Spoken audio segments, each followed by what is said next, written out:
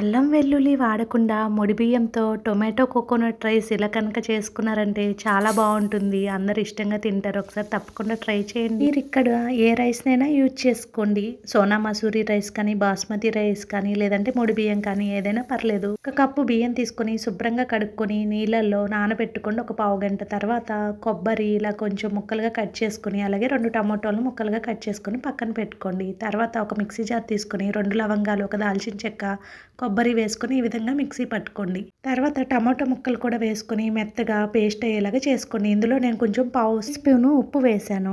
ఈ విధంగా మిక్సీ పట్టుకొని పేస్ట్‌ని పక్కన పెట్టుకోండి. ఇప్పుడు స్టవ్ ఆన్ చేసుకొని ఒక ప్రెషర్ కుక్కర్ పెట్టుకొని దాంట్లో మీకు ఇష్టమైతే కనుక నెయ్యిని యూజ్ చేసుకోండి. ఇక్కడ నేను నూనె వేశాను 2 స్పూన్లు. తర్వాత షాజీరా ఒక హాఫ్ స్పూన్ వేసుకొని వేయించుకోండి. ఇష్టమైన వారు జీడిపప్పును కూడా వేసుకోవచ్చు, బాగుంటుంది. దీంట్లో మనం అల్లం వెల్లుల్లి పేస్ట్ ఏమీ వేయట్లేదు.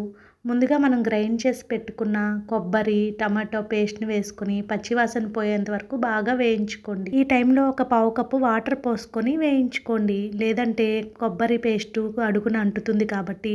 పచ్చివాసన పోయిన తర్వాత ఇప్పుడు ఒక స్పూను ఉప్పు, అలాగే ఒక అర స్పూను గరం మసాలా వేసుకోండి. గరం మసాలా ఇష్టం లేని వారు ధనియాల పొడి, జీలకర్ర పొడి ఒక హాఫ్ స్పూన్ వేసుకోండి. వేసుకొని వేయించుకున్న తర్వాత ముందుగా నానబెట్టుకున్న బియ్యాన్ని వేసుకొని ఒక 2 నిమిషాల పాటు ఈ పేస్ట్లో వేయించుకోవాలి. వేయించుకున్న తర్వాత ఒక కప్పుకు 2 కప్పులు నీళ్ళు కదా, మనం ఆల్రెడీ ఒక పావు కప్పు వాటర్ ఇందాక వేసుకున్నాం కాబట్టి ఇప్పుడు మిగతా వాటర్ను ఇప్పుడు యాడ్ చేసుకుందాము.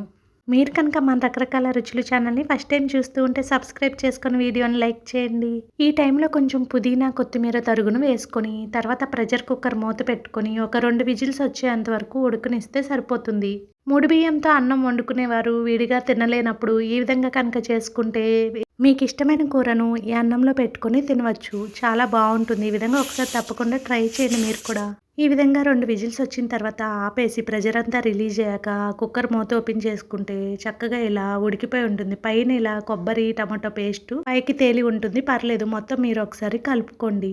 అంతేనండి, చాలా సింపుల్‌గా చేసేసుకోవచ్చు. ఎంతో రుచికరమైన కొబ్బరి, టమాటో రైస్‌ని ఈ విధంగా కనుక తయారు చేసుకొని మీకు కనుక నచ్చినట్లయితే కామెంట్ సెక్షన్‌లో కామెంట్ చేయండి. అలాగే వీడియోని లైక్ చేసి మన ఛానల్‌ని సబ్స్క్రైబ్ చేసుకోండి. Thank you.